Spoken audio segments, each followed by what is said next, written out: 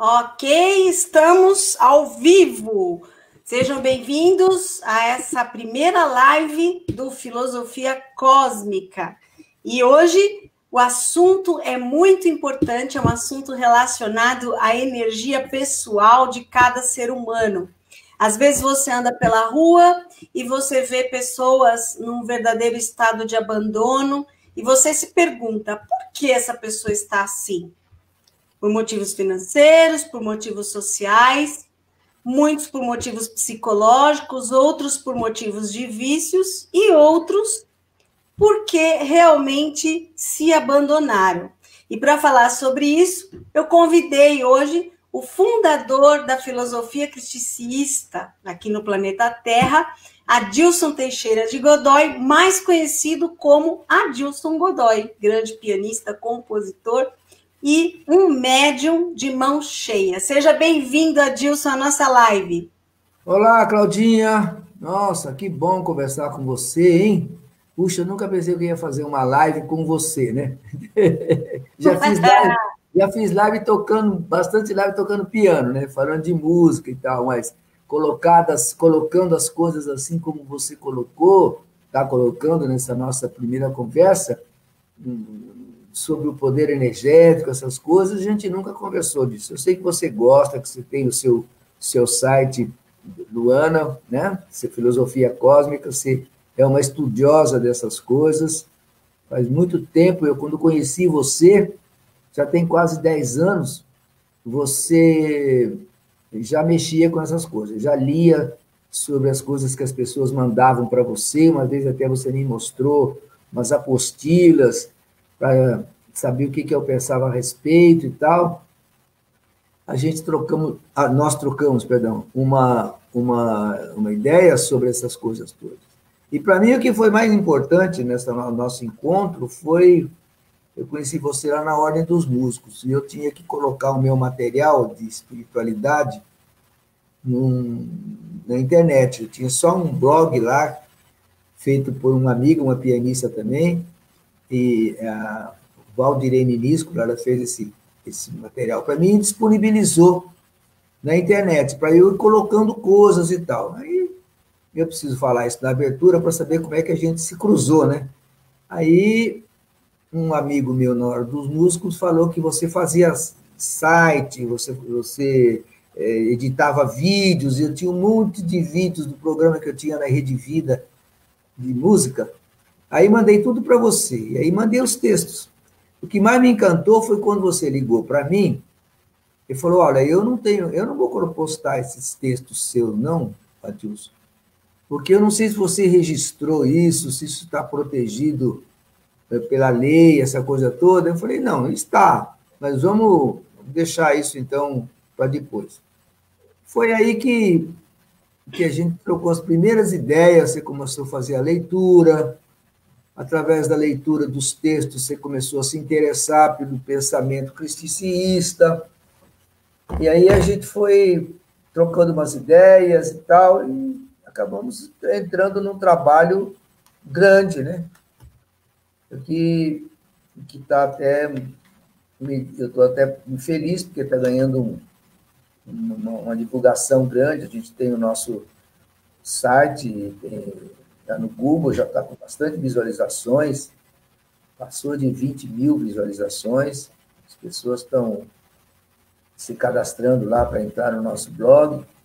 É isso aí, Cláudia. Aí hoje você falou, hoje eu quero fazer uma live com você e falar sobre o poder energético. Mas vamos lá, o que você tem para me perguntar sobre isso? Bom, primeiro eu queria que você conversasse um pouco com a gente e dissesse como foi que esse mundo espiritual entrou na sua vida. Como que você se despertou como um médium? Bom, eu primeiro tenho que falar um pouquinho, uns minutinhos sobre o meu passado nesse lado, né? Meu passado na música já está tudo divulgado, meu trabalho tudo publicado, na internet, no Google, em todos os lugares. Mas o trabalho mediúnico meu começou há 50 anos atrás. Eu ainda era muito mais jovem, né, do que eu sou hoje. E um dia eu cheguei na minha casa, Cláudia, na década de 70, antes até de... Eu já tinha iniciado a minha carreira. Minha carreira começou em 65, com o meu primeiro disco, e os primeiros 5 anos da minha carreira foram muito promissores. Eu gravei o meu primeiro LP, muitas músicas desse LP fizeram sucesso, e eu estava trabalhando firme, né, com a música. Aí eu cheguei em casa uma noite, fui me deitar e escutei praticamente uma voz assim, muito forte na minha cabeça. Tipo, levanta, pega um lápis e um papel. Eu sempre fui muito obediente, né? Eu sempre fui uma pessoa que obedecia muito bem as coisas. Aí eu peguei e falei, pô, o que será isso? Deixa eu ver o que é. Aí abri minha gaveta, tinha uns papéis lá meio, tipo, escrever a máquina, essas coisas, papel sulfite, né? E eu peguei não tinha lápis, peguei uma caneta.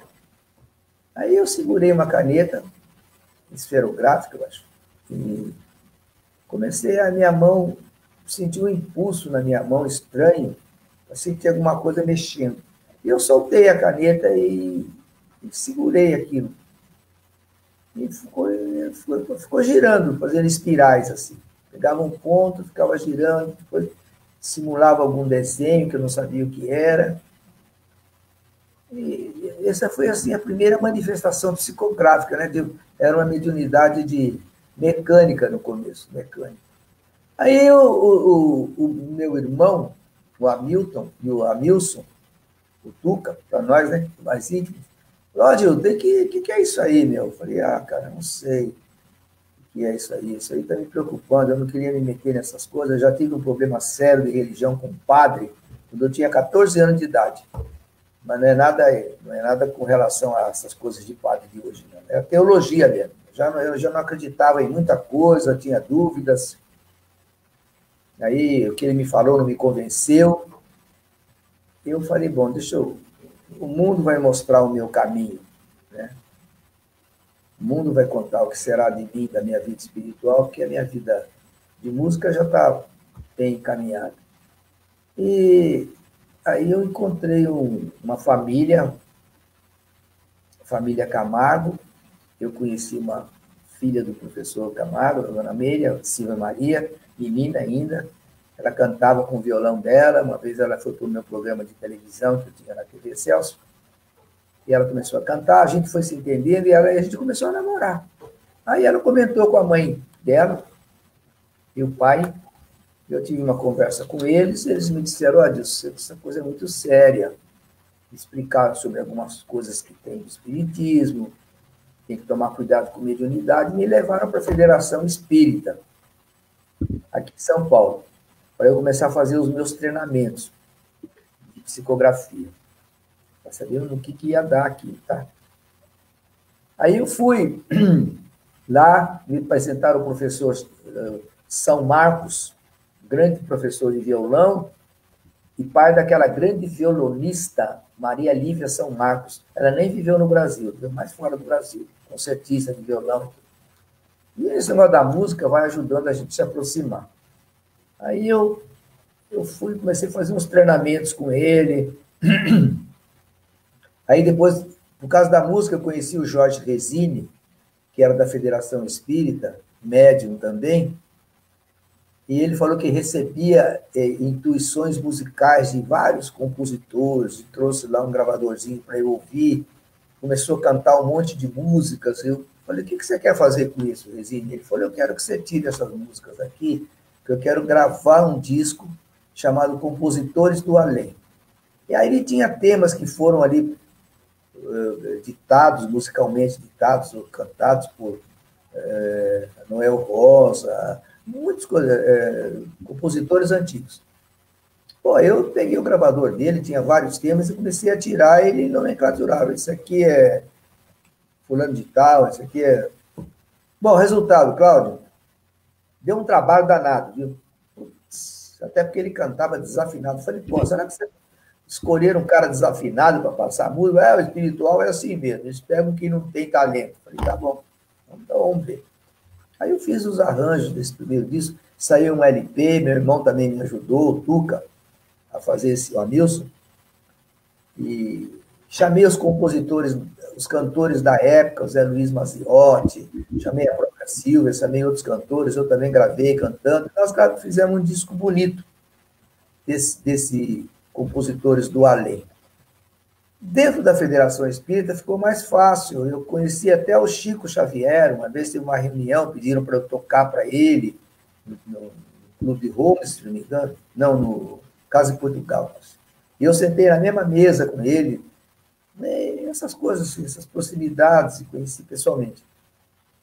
E depois eu comecei a fazer um treinamento mediúnico na casa do professor Herculano Pires, aqui na Vila Mariana. E a Regina Camargo, irmã da Silvia, me levou para lá. E aí eu fiquei treinando. Bom, até que um dia eu escrevi alguma coisa. Escrevi um texto lá. Não sabia o que era, não estava entendendo muito. E a partir daquele momento, eu fui convencido de que eu tinha uma mediunidade de intuição bastante desenvolvida. Eu não sei se é por causa da música. Aí me deram uma senha, que é minha, pessoal, como é que eu podia entrar em contato, fazer as orações. Aí eu convidei meus irmãos, me ajudavam lá na minha casa. Eu tinha o meu quarto, minha escrivaninha separada. E eles sempre me apoiaram muito. A minha mãe também ficava lá rezando comigo para me ajudar, Pai Nosso daqui, Pai Nosso de lá. De repente, eu começava a escrever.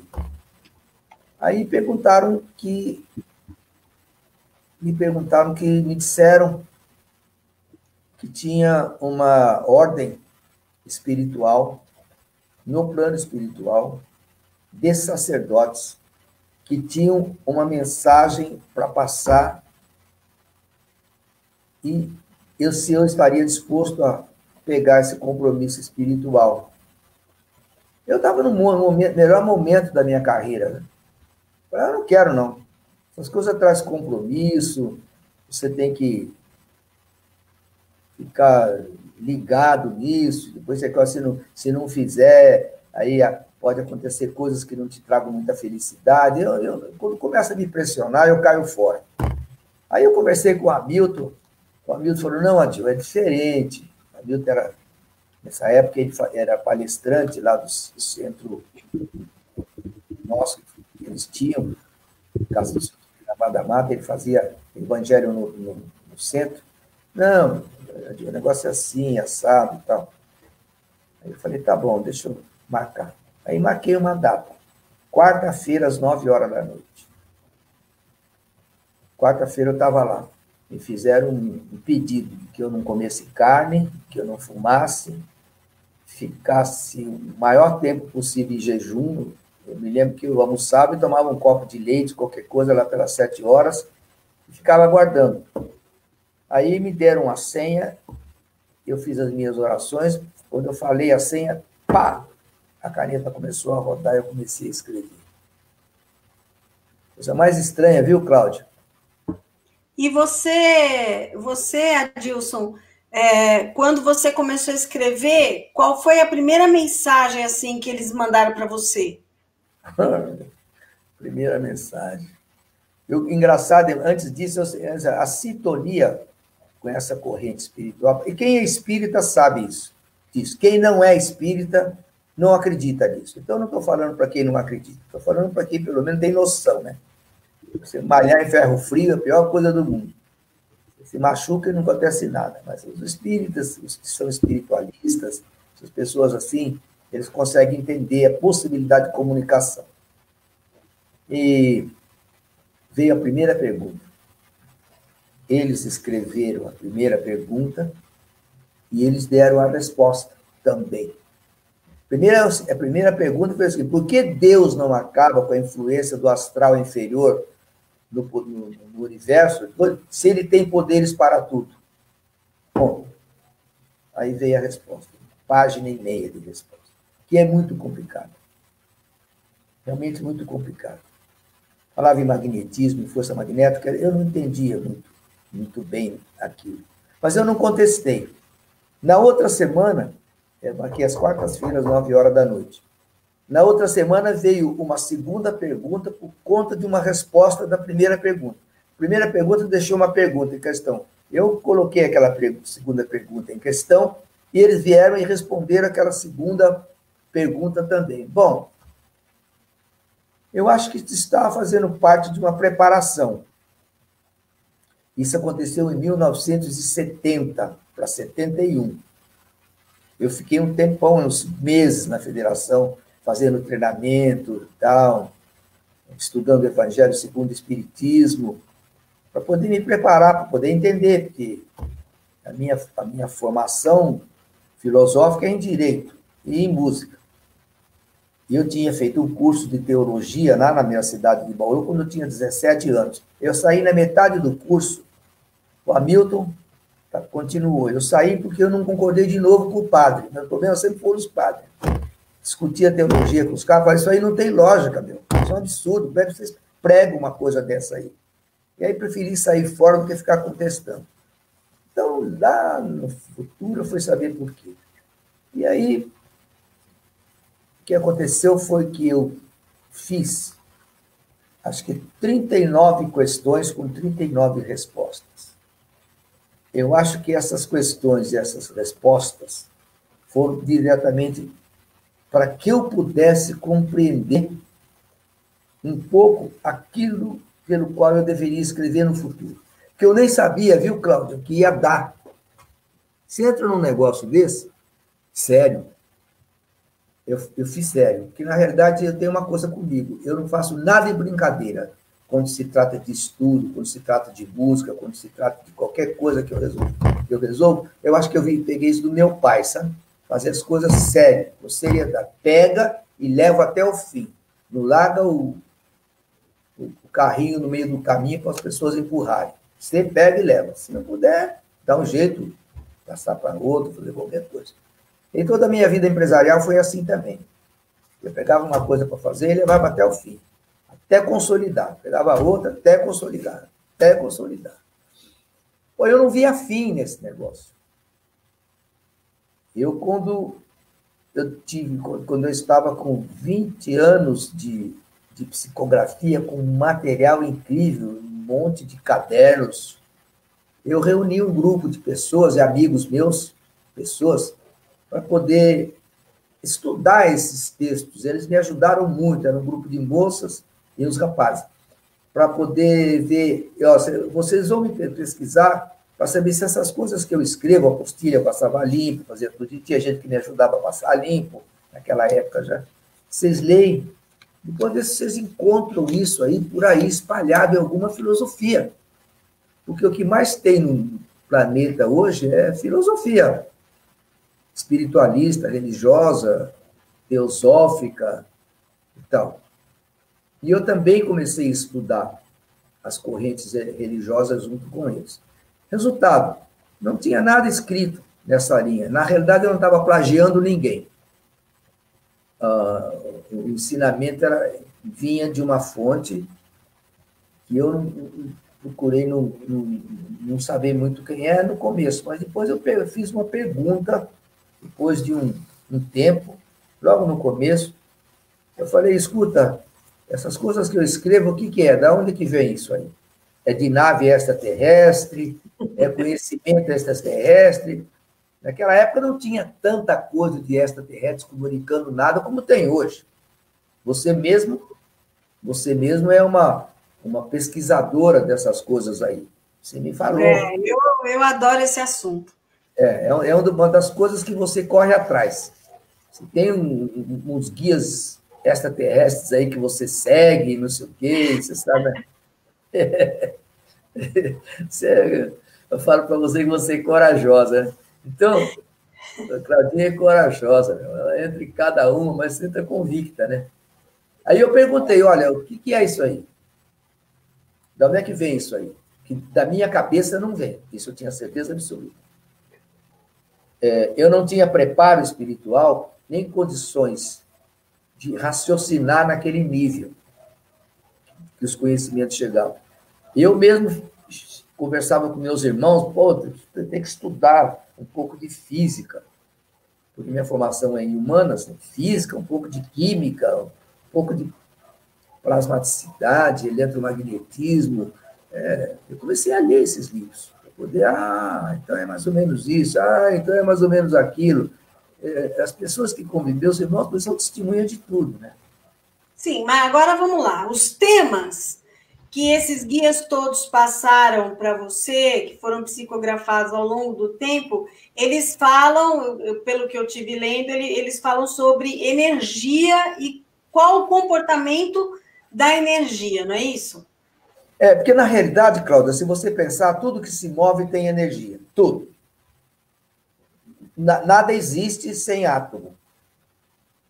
Átomo hoje, uma palavra que veio lá atrás, dos filósofos antigos, gregos, e ela é um componente, uma partícula invisível, você não vê, componente de toda a matéria.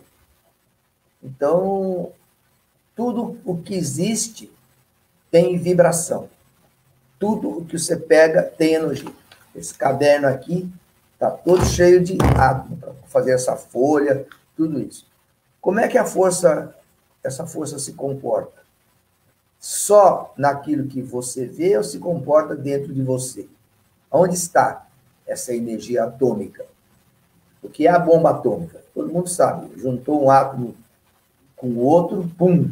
A hora que eles encontraram, eu não vou aqui explicar como funciona a bomba atômica, porque Oppenheimer já fez a bomba, Einstein já inventou, e os americanos explodiram em cima da cabeça dos japoneses.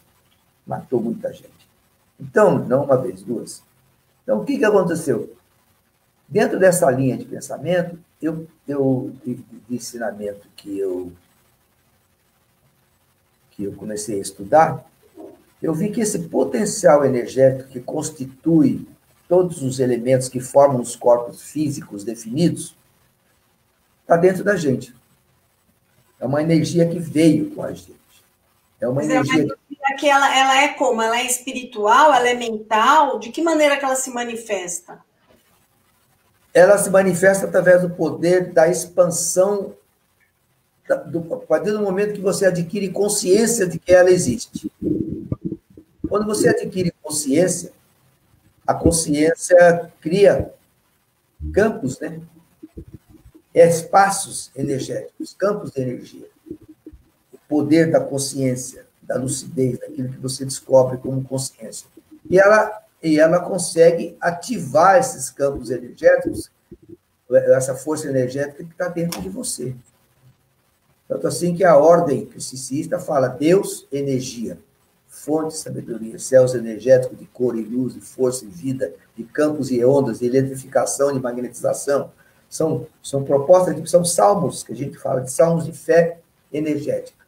Que a gente coloca para fora, né? Para poder desenvolver. E vem também através de como você foca o seu pensamento. O pensamento é que cria esses arquétipos. Se você, o Descartes, um filósofo, dizia, penso, logo existo. Se você não pensar, nada consegue existir. Essa folha de papel que eu tenho aqui, se você não pensar sobre ela, ela não existe, você não vê. Então, se você pensa, se você existe, você é um ser que existe. Você está aqui. E quando você não acredita que você existe, talvez seja esse o momento em que a pessoa se abandona e acaba indo parar nas ruas, não só pelos fatores econômicos, sociais, mas tem muita gente que está na rua.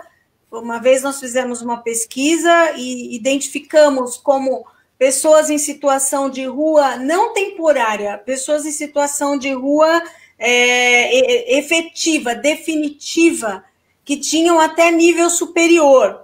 E por uma desilusão, por uma questão, às vezes, de relacionamento, elas acabaram se abandonando e se entregando ao abandono. Quer dizer, então, como você falou, penso, logo existo.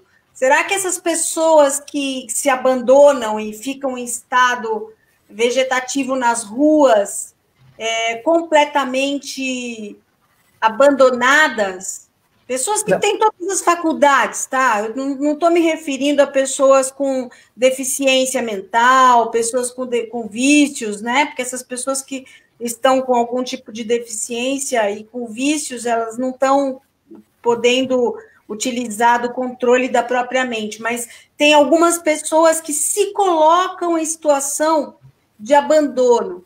O que seria isso? É uma ausência de fé? É uma ausência de força de vontade? Ou uma ignorância de não saber como transmutar uma energia negativa para uma positiva e descobrir que tudo é passageiro, é transmutável. Você consegue hoje estar numa situação, às vezes, ruim, e à medida que você tem um conhecimento da força da energética, eu acho que quando você tem um conhecimento da força energética, você consegue desenvolver o que a gente chama de fé, de esperança, não é? E porque como é que o cristicismo vê essa questão da força energética, da transmutação da força energética no indivíduo? Como que o indivíduo pode conseguir descobrir que ele pode transmutar essa energia? Bom, primeiro, essas questões que você levantou são várias questões, vários pontos que precisam ser abordados até de maneiras diversas. Por exemplo, você começou com o penso, logo existe. Não foi eu quem disse, já falei que foi um filósofo antigo. Mas eles sabem que eles existem. Têm consciência de que eles são seres que existem dentro de uma sociedade. E que num determinado momento da vida, eles perderam a ligação com aquilo que a gente chama-se de consciente. Através do quê? Por que eles perderam? Porque eles procuraram esse espaço de acomodação na sociedade que vive através do vício. O vício, ele tira a pessoa do eixo. A pessoa, quando sai do eixo, ela vai procurar uma realização daquilo que lhe dá prazer físico. Né? Então, se o cara cheira, fuma qualquer coisa, ele já tem um estado alterado de consciência. Ele mexe no cérebro, produz enzimas, produz coisas que trazem para ele uma sensação de felicidade, uma sensação de que o mundo é daquele jeito. Ai, que legal! Oh, meu! Aí vai aumentando a força, o impacto daqueles tóxicos que ele ingere, ele vai perdendo consciência de si próprio. Ele mesmo vai se colocando numa condição de ficar à margem da sociedade, até o ponto em que eles sucumbem. São, tipo, mortos-vivos. Não tem mais ideal, não tem mais plano, são consumidos pelo prazer, são levados a isso. As poucas economias que eles têm, eles jogam nesses tóxicos, e eles vão se envenenando. É um tipo de veneno. A pessoa vai tomando um veneno. Agora, o que é possível fazer para recuperar essas pessoas? Através do quê? Através, primeiro, de um processo social. Vamos tentar recuperar aquele potencial energético, falando disso, que tem naquela criatura, por exemplo, que está jogada na rua. Quando eu passo na rua, nós já comentamos isso uma vez. Olha aí, Cláudio, que potencial energético jogado, não tem nem ideia da condensação de energia e dos átomos que são capazes de transformar as coisas nesse corpo humano, porque não foram educados assim. O ser humano não foi educado para desenvolver o seu potencial energético. Ele não conhece o que é a ação que possa representar isso. Não houve esse tipo de encaminhamento de educação espiritual. Não houve. Quem são vamos falar em religião agora. Religar. Religião quer dizer religar. Religar você a uma força superior. A palavra vem do latim. Religar. O que é que as pessoas precisam, de que forma elas precisam se comportar para poder se livrar dos vícios? Primeiro, elas têm que evitar de cair. A família tem que ajudar, de alguma forma, fazendo com que eles vejam que esse não é o verdadeiro lado da vida. Às vezes por frustração, a pessoa fica sozinha no mundo, ela não tem uma mãe tem um pai que bate na mãe, tem uma mãe que não tem condição de dar o apoio necessário ao seu filho, porque tem que sustentar um monte de gente, às vezes não é um só. Isso quando vem da classe baixa, quando vem da classe C, D, E, sei lá. Por outro lado, quando vem da classe mais alta, é porque tem tanta coisa que quer outros prazeres. Então, o que acaba? Acaba procurando esse caminho. E é o tóxico que é responsável por isso, jogar essas crianças lá. Agora, quem vai tirar de lá? Ou abnegados que ajudam, que vão até lá levar as coisas que eles precisam para se alimentar, ou uma questão espiritualista, alguém que vai levar uma palavra de conforto, ou o Estado, que tem que agir de uma forma de não permitir que exista mais nenhum cambaleante na rua. E eu pergunto, o Estado faz isso? O Estado, eu percebo o seguinte, existem várias políticas públicas de acolhimento a essas pessoas. A questão é que muitas delas, elas estão em situação de rua, essas principalmente que estão em estado de abandono, elas não aceitam ajuda. Elas não aceitam ajuda. Elas não aceitam um trabalho, elas são perfeitas de 2 braços, 2 pernas, 2 olhos, nariz, boca, escutam tudo, ouvem, enxergam, e elas não aceitam, muitas vezes, a ajuda que vem de fora. E elas se acomodam justamente com essas políticas públicas e as ONGs que colaboram. Agora, o poder energético é uma coisa que nem todos conhecem, como você mesmo falou, nem todos conhecem. E os poucos que conhecem, como é que eles podem exercer esse poder energético? Como é que você pode se apegar, transmutar a sua energia num momento de dificuldade para não chegar nesse ponto de se abandonar? O que o cristianismo fala sobre isso? Ele fala o seguinte, as pessoas, nós do cristianismo, a gente está tão fora dessa curva toda que está aí, de ensinamentos, que poucas pessoas conseguem entender, se ligar e passar a nossa mensagem para frente. Algumas pessoas já estão conseguindo. Você, por exemplo, é uma que está estudando comigo há muito tempo o cristianismo, 7 anos já. Então, o que acontece? É porque a pessoa tem que entender, antes de mais nada, qual é a posição dela como ser humano. Do que o ser humano é capaz.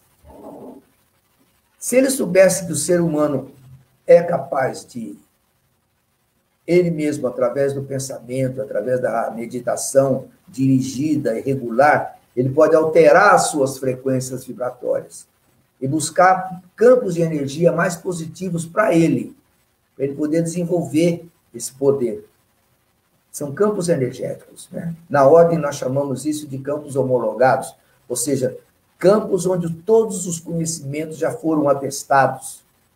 Eles estão lá à disposição para que, através da busca pessoal, através das meditações, através da sua postura mental, você possa ser conduzido para isso.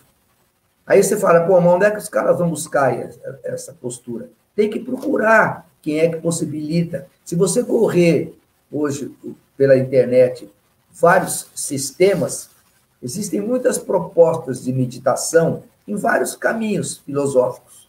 As pessoas fazem meditação. Por que a meditação? Porque é o momento em que você relaxa a sua mente e você se coloca em condições de começar a desenvolver esse poder que está dentro de você. Faz parte da sua própria alma que traz e do seu próprio espírito que condensa. Na doutrina cristianicista, nós separamos espírito de alma, não é uma coisa só para nós. Para mim, o espírito é um condensador. É o que vai ser criativo, é o que vai potencializar o universo. E a alma é o veículo de transmissão. É ela que encarna, é ela que sofre, é ela que chora, é ela que busca o conhecimento e traz para o espírito o conhecimento que nós chamamos em síntese. Ele sintetiza tudo. aquilo que ele sintetiza vale como conhecimento universal. É aquilo que vai possibilitar a expansão do universo cósmico. É o que está no Espírito. E ele é um mistério. Quando perguntaram para Jesus o que é o Espírito, ele falou, ninguém sabe de onde ele vem nem para onde vai. Simplesmente os Espíritos existem no universo. O Espiritismo diz que os Espíritos nascem simples e ignorantes. Talvez no momento em que eles foram criados, eles talvez não tivessem consciência. Mas a própria evolução cósmica vai trazendo a consciência espiritual. Eles têm suas formas de expressão. Quando você começa a procurar esse conhecimento que o espírito gosta, ele gosta porque faz parte do próprio universo, faz parte da própria condensação do átomo do conhecimento luz, que ninguém sabe o que é. É o componente energético de todas as frequências vibratórias. Então, quando isso começa a florescer dentro da pessoa, através da expressão, da manifestação do interesse que ela tem em buscar, essa energia começa a fluir. Agora, você vai atrás de uma pessoa que está jogada na lata do lixo, na sarjeta, vai falar de uma coisa que eu estou falando para você disso, ele não tem disso, ele manda prender, ele manda internar você, que está falando essas coisas. Por quê? Se não houver uma recuperação, a sociedade não recuperar esses potenciais energéticos, que eu chamo, jogados na lata do lixo, que é o que mais a gente vê, mas o humanismo nosso, ele é relativo. Ele não atingiu a percepção de que você está diante de um potencial energético. Então, o que você vai ensinar para ele? Quando começa a cair o ensinamento, começa a cair no confronto teológico. Se você vai, por exemplo, para o cristianismo, que é a religião da minha família, eu sou cristão, você já esbarra em problemas sérios de ensinamento doutrinário. Você vê, por exemplo, eu sou obrigado a falar nisso porque o cristianismo, Jesus criou o cristianismo, os primeiros apóstolos, depois vieram os que acreditaram, que sofreram, que foram queimados vivos pelo Império Romano ou por outros impérios. O que aconteceu? Dentro do cristianismo, não sei se você sabe, o problema da evolução espiritual, nos 500 anos, primeiros 500 anos, a doutrina de um sacerdote, de um estudioso grego, 3 mais que eles, seguiram a escola neoplatonista que acreditava na reencarnação, por exemplo. O processo evolutivo é uma constante no universo. Tudo evolui. As coisas vão mudando de forma, as energias vão se processando de uma forma diferente. Nada é estático. O próprio Lavoisier dizia, na natureza nada se cria, nada se perde, tudo se transforma. Então, há uma transformação, não só física, né? Como há uma transformação espiritual das criaturas. Quando você esbarra num comportamento energético, mental, chave, que é o do processo de evolução das pessoas, e a própria teologia breca esse processo, então você não consegue estabelecer um comando para ver se aquelas criaturas jogadas na sarjeta vão conseguir recuperar. Porque o que você vai ensinar para eles? Alguma coisa que está aí e também não evolui, é sempre a mesma coisa, sempre a mesma ladainha, sempre os caras falando a mesma coisa. É difícil convencer um cara que está na sarjeta com fome a meditar, né? Você acha que alguém com fome vai querer entrar num processo meditativo? Como é que vai ter um lugar para mim comer e etc. Tem que levar para fazer o que eu sei que você fazia há muitos anos atrás, e eu também já cheguei até a fazer, correr, levar sopa quente para as pessoas que estavam sem ter nada para comer. Você também me contou na sua vida que teve uma época que você cansou de fazer isso, aí um cara que até curava a ferida lá, que você ia junto. Então, os anjos da noite. Então, o que acontece, Cláudia? Falta muito preparo espiritual para a humanidade de hoje. E eu falo com absoluta convicção. Preparo. Você vai... Eu costumo entrar em templos como quem não quer nada, e ficar assistindo as pregações. É incrível, cara. Eu estava na minha mãe, assistindo a uma missa com a minha mãe, alguns anos atrás. Minha mãe estava com 96 anos. E tem uma igreja aqui que ela, a mamãe é católica, apostólica, romana, como toda a família minha, do lado da minha mãe, os Felícios. De repente, eu estou ali do lado da minha mãe, aí vem uma prece que faz parte da liturgia há 1000 e tantos anos. Minha culpa, minha máxima culpa. Pô, eu olhei para minha mãe e falei, mamãe, pelo amor de Deus, para de falar isso. Não, meu filho, isso aqui não, isso não existe, mano. Isso é uma submissão humana. Entendeu? Isso a senhora está minando a resistência espiritual, dizendo minha culpa. A senhora está trazendo uma culpa que a senhora não tem. Culpa do quê? Ter nascido, ter gestado? Então, tem tanta coisa absurda nas liturgias, Cláudia, que foi uma das coisas que me desviou do caminho das religiões de nascimento.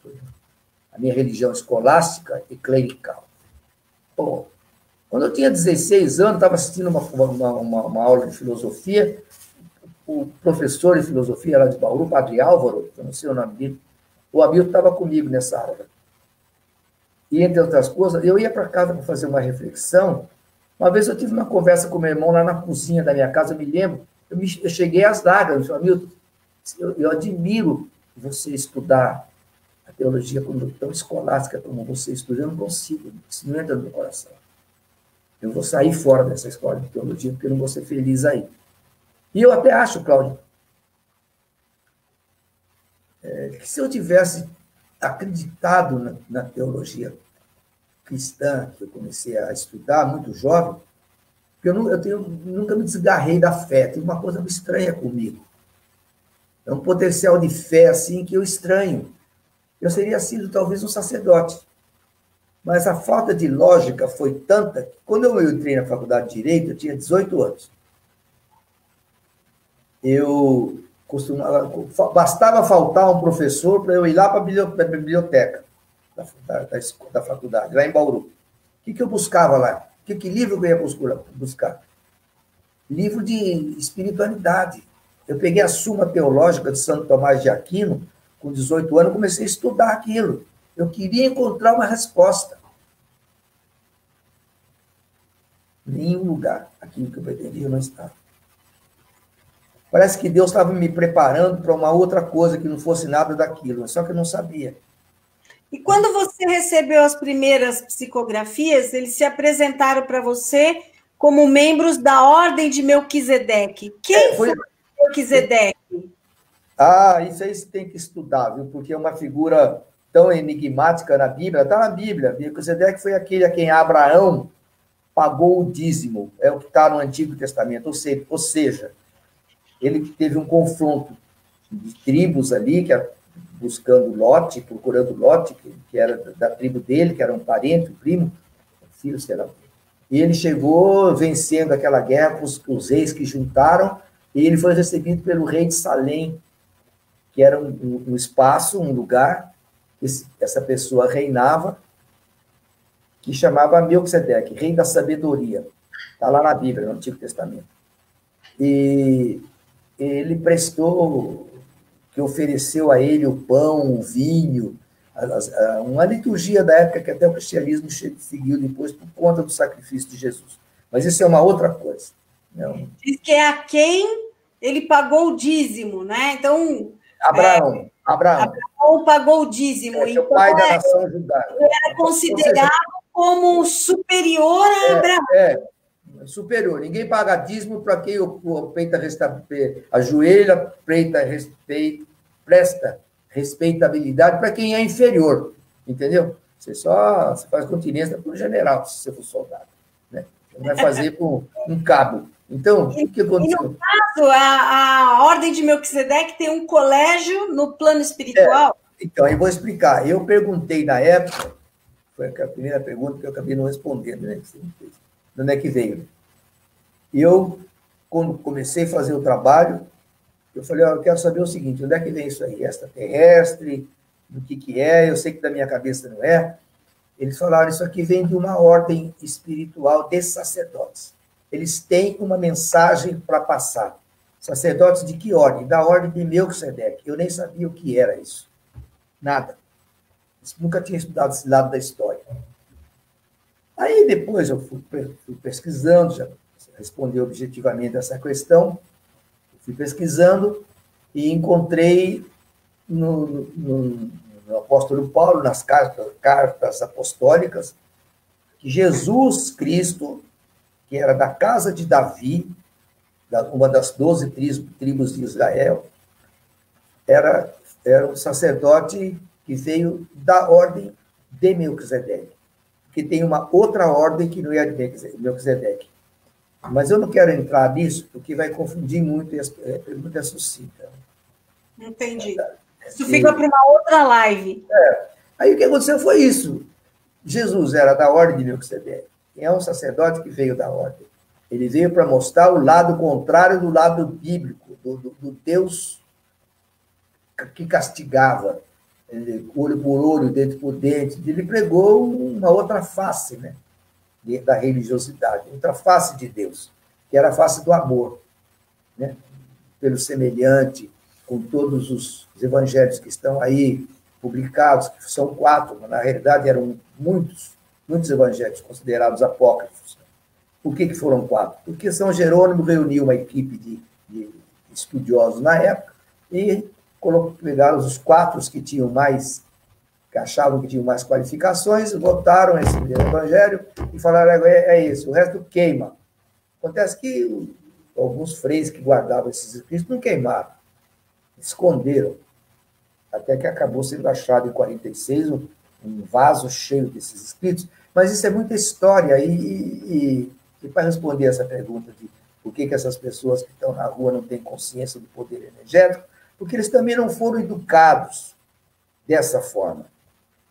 Eles não foram educados como seres geradores de energia, como portadores de um potencial magnético de grande poder, e pode criar arquétipos positivos que podem fazer com que eles não trilhem esse caminho. Bom, e agora, está quase já no final da nossa live, já estamos nos 47 minutos, Poxa. E eu queria que você falasse um pouco do aplicativo que vocês estão lançando da Ordem Cristicista, o Angelus Fai. Então, eu consegui apoio de uns tempos para cá, de um grupo de pessoas que gostaram, leram na internet minhas postagens, minhas palestras. Eu tenho várias palestras que eu fiz sobre os nossos temas, e me procuraram, me ofereceram ajuda. Né? Então, falei, o pessoal está chegando aí. O Daniel. E o que é de bom lá? Matias me apresentou pessoas, o Denis, mais uma turma que conversou comigo para fazer, porque há muitos anos que eu faço um estudo sobre os anjos também, os anjos da Cabala. É um outro assunto também, Cabala, que eu também não vou falar.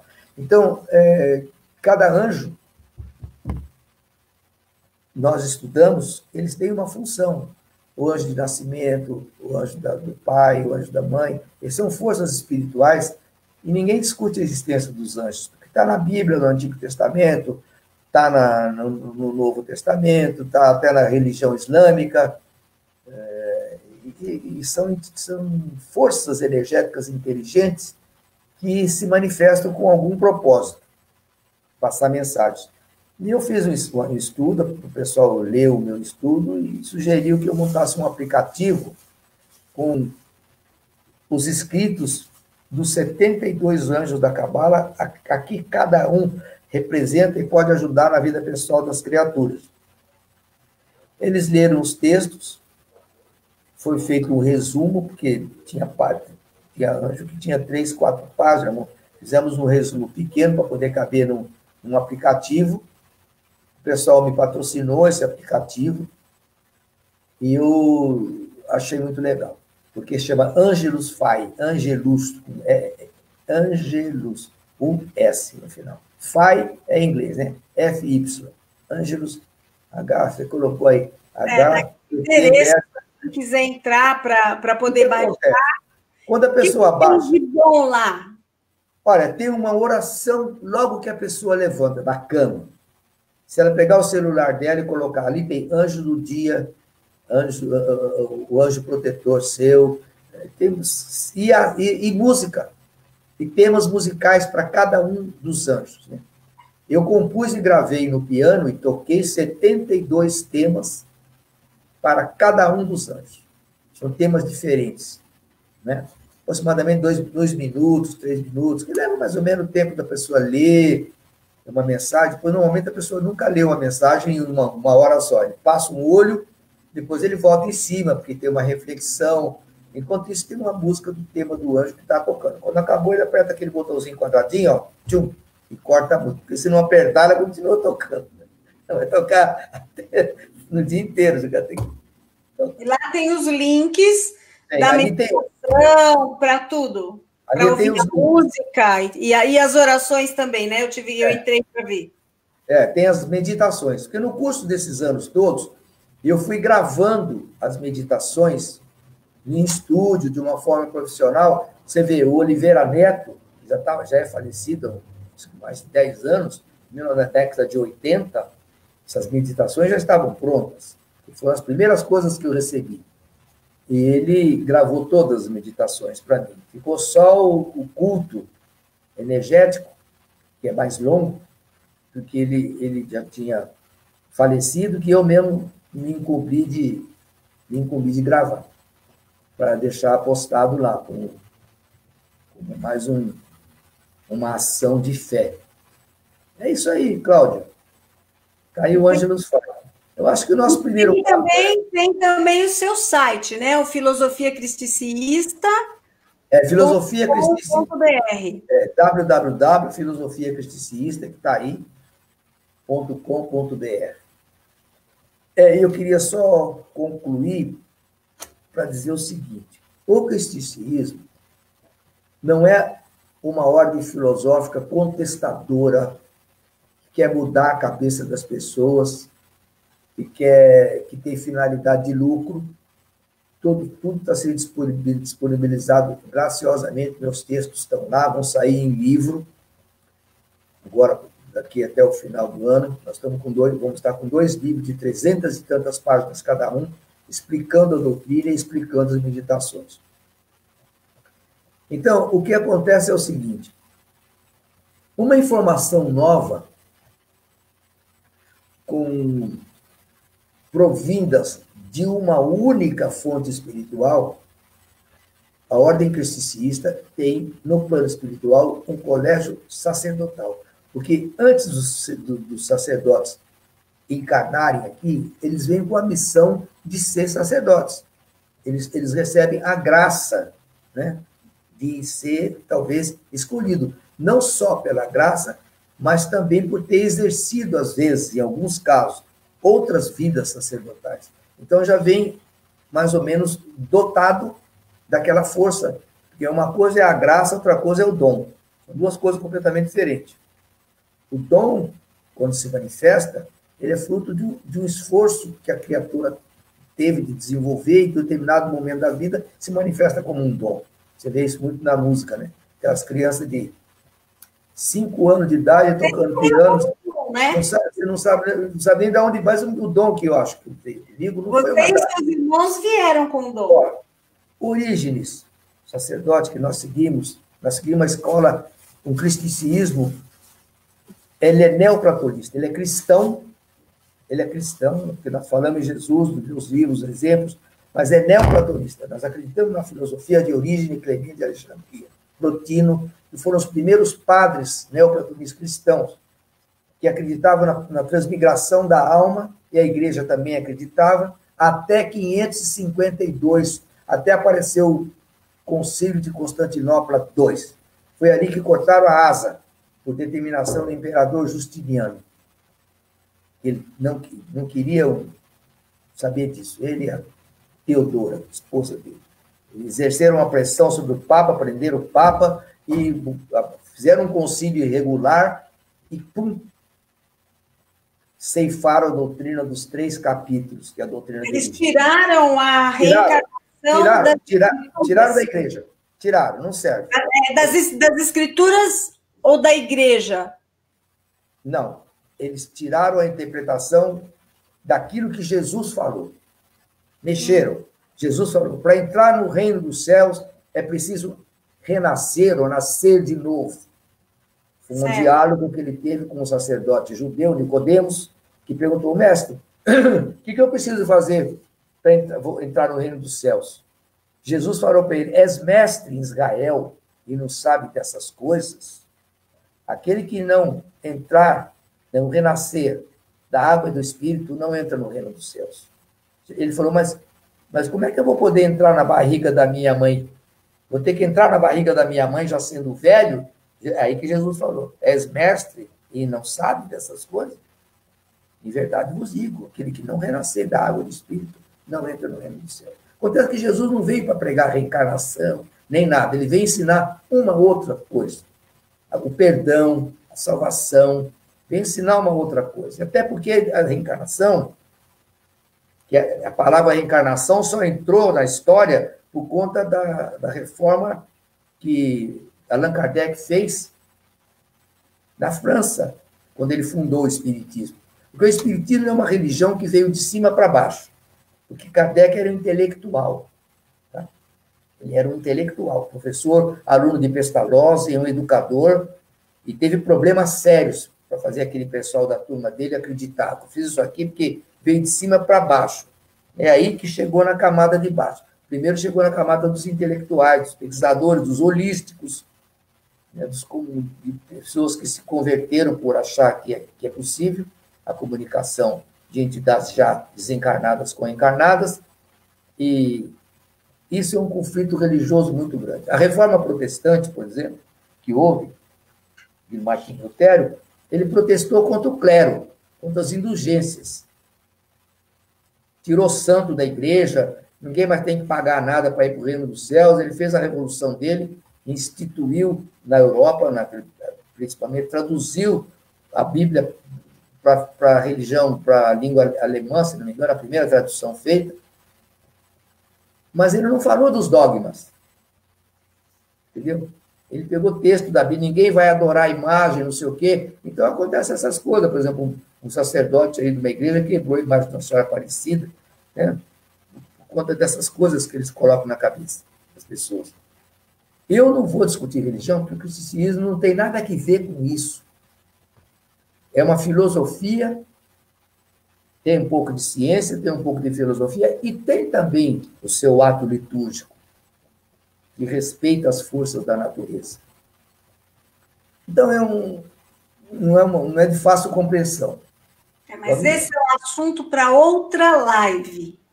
Eu quero encher esse meu canal aqui de lives, que eu quero espremer você que nem laranja, assim, tirar o suco, e você vai me falar tudo sobre o cristianismo, porque o comportamento energético é um assunto que me interessa muito. Eu quero aproveitar, agora nós estamos com 2 minutos para terminar, eu gostaria que você desse as suas considerações finais para que eu pudesse aqui só dar um recadinho para o pessoal. Olha, dá tempo de eu definir, então, nós falamos tanto do cristianismo, e alguém pode perguntar, mas o que é? Então, eu vou dizer aqui, o cristianismo é uma filosofia espiritualista que tem como base de apoio o evangelho de nosso Senhor Jesus Cristo. Foi isso os padres que escolheram. Vão falar do evangelho. Não escolheram o Buda, nem outra ciência religiosa.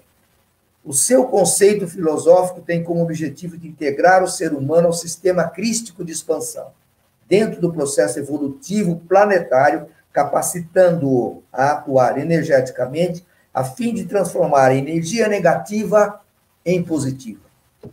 É um bom momento a chegada do cristianismo, porque nós estamos cheios de energia negativa no mundo. A maioria de seres humanos produz só energia negativa, e essa energia é cristalizadora, ela impede a expansão do conhecimento divino. Vai ficar difícil para os anjos se manifestarem, né? Com tanta energia cristalizada na cabeça das pessoas. Mas nós estamos aí para... De cristalizarem, o que é que pode acontecer? Impedir a expansão dessa força energética, por ação das forças negativas, que é uma forma de interromper o processo evolutivo. Porque essas forças negativas, elas agem Cláudia, que o mundo delas é que é o real, o verdadeiro objetivo. Eles acreditam com convicção que deve destruir mesmo essa força, entendeu? Porque eles acreditam, eles não querem mais voltar. Eles querem ficar lá, do jeito que eles acham que está bom.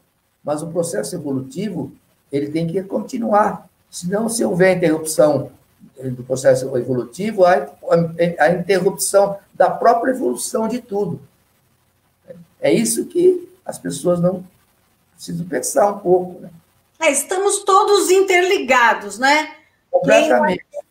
Quem acredita que existe vida além do planeta Terra, que existem outros planetas habitados, etc., a gente acredita que nós estamos todos interligados numa rede, que todos os planetas estão interligados e que a energia do planeta Terra interfere também no desenvolvimento dos outros planetas que estão no universo e nos outros universos que estão em formação, porque uma coisa depende da outra. É como a rede neural do nosso cérebro, que está tudo interligado. Se você pegar um botãozinho e desligar ali, o teu cérebro deixa de funcionar direito. Vai ter alguma coisa ali que não vai funcionar muito legal. Então, é necessário que tudo esteja funcionando interligado para que esse nosso corpo, por exemplo, seja colocado em movimento. E assim é o universo. Como dizem os mais sábios, que tudo que está aqui embaixo é uma cópia do que está lá em cima. Quer dizer, se nós somos a semelhança de Deus, é só pegar o universo e imaginar que ele é uma célula dentro do corpo de Deus, né? Eu particularmente penso assim. Não está errado. Eu acho que o comportamento energético ainda vai ser muito modificado ao longo do tempo. E agora começou um movimento, graças a essa nossa facilidade de comunicação, em que todo mundo está podendo exteriorizar aquilo que pensa. Então, eu acho que isso é maravilhoso para que a gente possa ter uma conversa, trazer para o debate os pensamentos variados e diferenciados, até porque uma coisa leva a outra, né? E existem várias pessoas falando a mesma coisa com linguagens diferentes. Então, eu acho que cada um vai encontrar o idioma mais fácil para entender, porém, eu acho que tudo está dizendo a mesma coisa e está levando a humanidade para um caminho só, que é a descoberta de várias consciências que vão se unificar ao longo do tempo. E cada uma dessas consciências, assim como a gente poderia dizer que os anjos, né, trabalham cada um para uma coisa, um ajuda nisso, outro ajuda naquilo, os guias também, tem os guias que atuam na cura, tem os guias que atuam no bem-estar da pessoa, tem os guias que atuam na autoiluminação da pessoa. Então, são correntes vibratórias que estão aí, né? Eu acho que são correntes vibratórias que estão trabalhando separadamente, cada uma delas para uma finalidade, né? Uns atuam na área da ciência, outros atuam na área da saúde, outros atuam na área da iluminação pessoal das pessoas, para poder ajudar que esses dínamos geradores de energia possam crescer, possam florescer, acordar e realmente integrar esse sistema cósmico. Porque você nasce, você é uma semente, você nasce, você cresce, e Deus sabe pelo que você tem que passar na sua vida. Então, todos nós estamos passando alguma coisa para aprender. E tem algumas pessoas que são como luzes, que em algum momento, sabe assim, como é que a gente pode dizer o nome daquela resistência, né? A resistência daquela lâmpada queima e ela se apaga. E às vezes ela fica a meia luz, às vezes ela dá aqueles curtos e depois ela se apaga. E muita gente está assim, né? Muita gente está assim, muita gente está como uma luz apagada, como uma luz que a resistência pifou. E é difícil, depois que a resistência pifa, você pegar essa pessoa e acender novamente, trocar a resistência, porque para você trocar a resistência dessa lâmpada, você teria que abrir essa lâmpada, talvez até quebrar essa lâmpada e reciclar, fazer uma outra lâmpada. Às vezes nem adianta, às vezes tem que renascer de novo.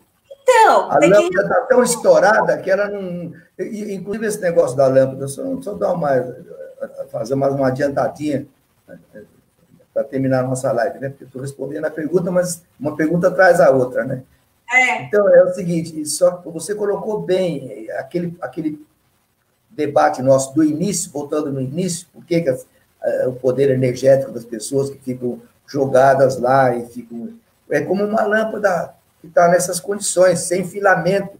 Ela não consegue vibrar mais, ela não consegue potencializar o seu campo magnético para atrair coisas que não sejam proporcionais àquelas coisas que lhes são oferecidas.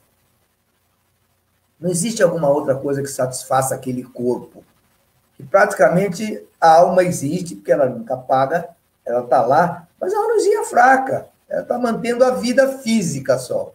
Não está possibilitando a expansão do conhecimento que aquele corpo e aquela mente pode produzir. Isso é porque não existe nos poderes dominantes uma cabeça assim. Vamos dar comida para esses caras aí, pô, para de encher.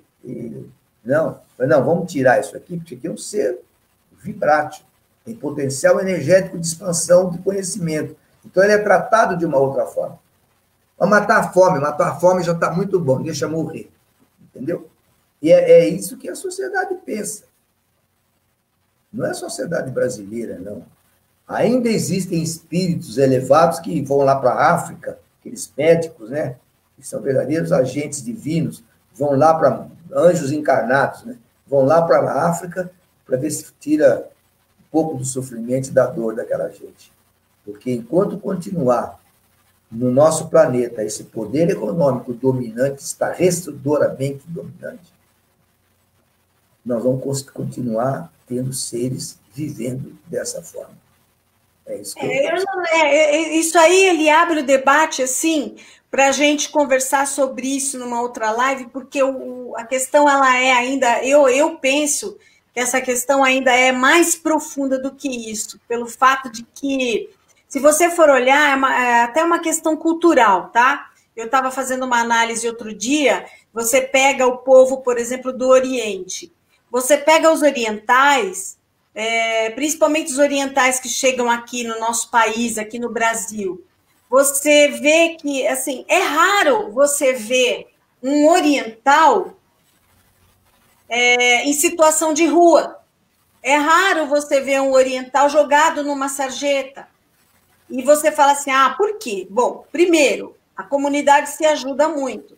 Segundo, é uma questão cultural. Eles, desde cedo, eles já são educados a atuarem com força e também atuarem com aquela energia da superação. Eu não sei se é por causa das guerras que eles já viveram, eu não sei se é por causa de tantas destruições, né, efeitos que tem naturais, que destroem lá o país deles, e eles reconstroem tudo aquilo, então eles valorizam de uma outra maneira a natureza, eles valorizam de uma outra maneira a vida, eles respeitam de uma maneira diferente, por exemplo, a hierarquia familiar, os pais, os avós.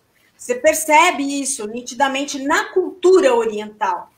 E a cultura ocidental, especificamente falando aqui do Brasil, nós temos pessoas que, primeiro, não têm saneamento básico, a educação é uma educação muito, como que eu posso dizer? Pelo menos a educação pública, que é a que é levada para os pobres, por exemplo, é uma educação que ainda está deixando muito a desejar.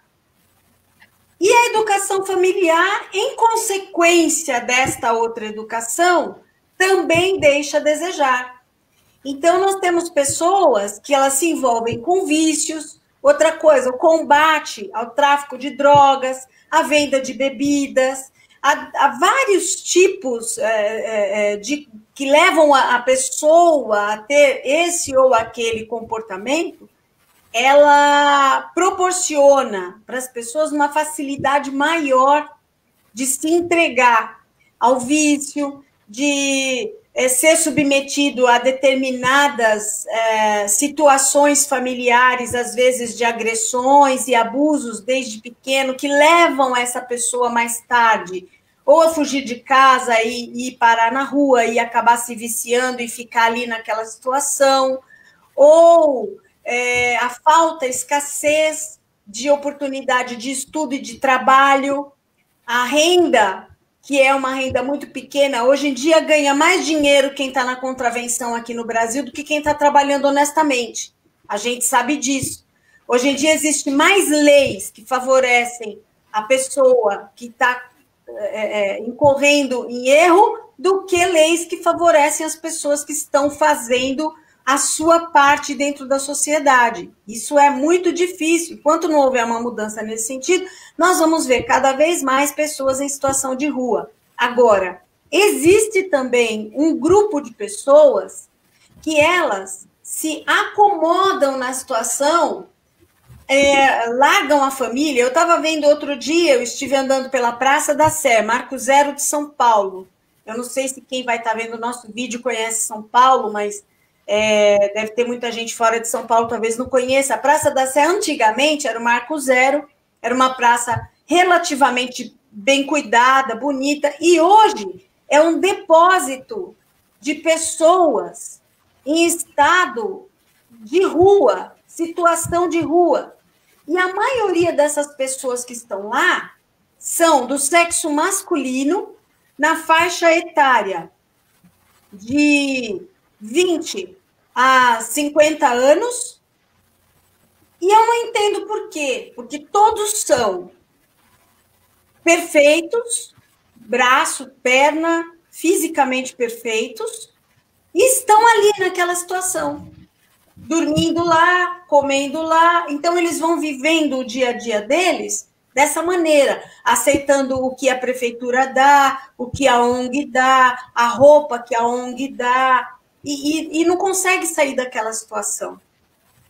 Então, eu não sei ainda qual é a política pública que está sendo feita, se é só paliativa, aquela que só vai e resolve o problema de hoje, se existe algum trabalho social sendo realizado no sentido de adequar essas pessoas. Agora, o que eu sei é certo, já estive conversando com pessoas que dizem, olha, o albergue existe, mas muita gente não quer entrar no albergue porque tem horário para entrar e horário para sair.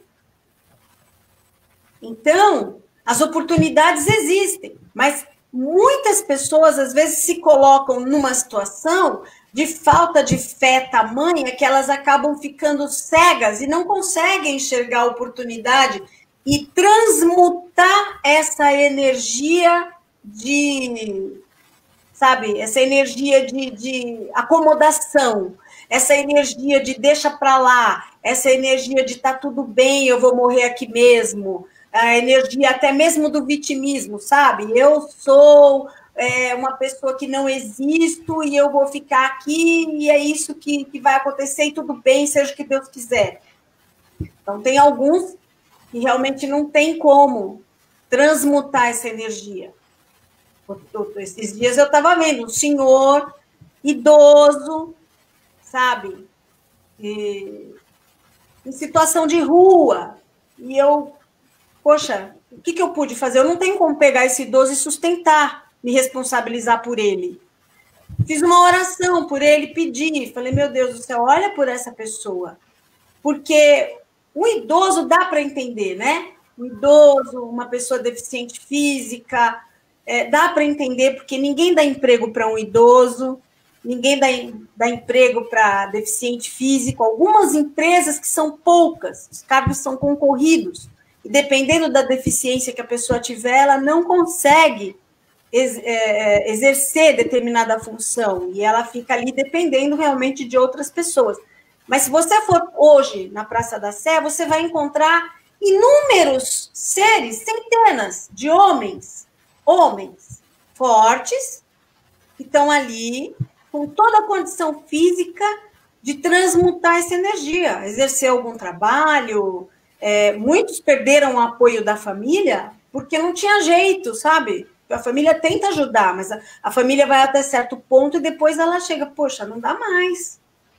Né? Não dá mais para sustentar uma criança grande, você dá conselho, a pessoa não aceita, enfim, existe essa coisa. Então, é muito difícil. Agora, antes que a pessoa caia numa depressão e antes que a pessoa caia numa situação em que ela não tem volta, eu acho que para isso existe o cristianismo, é uma filosofia muito boa nesse sentido, porque ela ajuda você a transmutar essa energia, a captar essa força cósmica, todo esse conhecimento que está lá nos campos, que eu ainda quero conversar com você sobre isso. Eu estive estudando sobre os campos homologados, e eu quero que você depois explique melhor para a gente o que significa os campos homologados, mas isso é assunto para uma outra live, porque eu acho que quem estiver assistindo a gente vai descobrir o que são esses campos homologados, como acessar esses campos homologados, e na próxima live você vai me ensinar como fazer isso.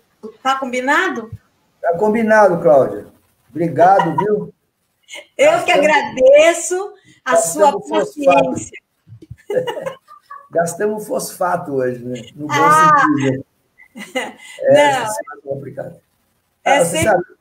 É sempre um prazer conversar com você sobre isso. Tem um amigo meu que falou assim, olha, deixa eu falar uma coisa para você.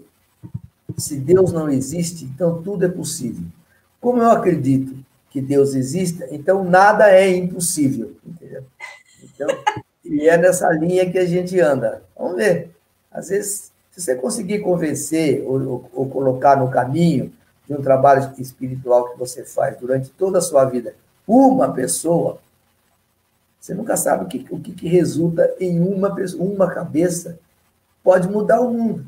Uma pessoa muda o mundo. Jesus Cristo veio um ser iluminado por Deus, né? Ele, tão iluminado que ele teve a coragem de dizer, eu e meu Pai somos um. Ó, que peito, hein? Ninguém vai ao Pai senão por mim. Olha que peito, com um monte de avatares lá do passado. Na Índia já tinha Krishna, Buda, Moisés, não sei. Ele falou, ninguém vai ao Pai senão por mim. Olha que convicção. Né? É verdade. Eu sou o caminho, a verdade e a vida. Maluco, completamente. Como é que vai dizer uma coisa dessa? Você vê, uma pessoa sozinha fez a diferença. Mas é por isso, maluco no bom sentido, né? Quer dizer para você, um iluminado divino. Então, o que eu quero dizer para você é o seguinte, então, se você convence uma pessoa hoje, você faz uma corrente por ressonância, né? Ninguém joga uma pedra na água, ela vai fazendo assim.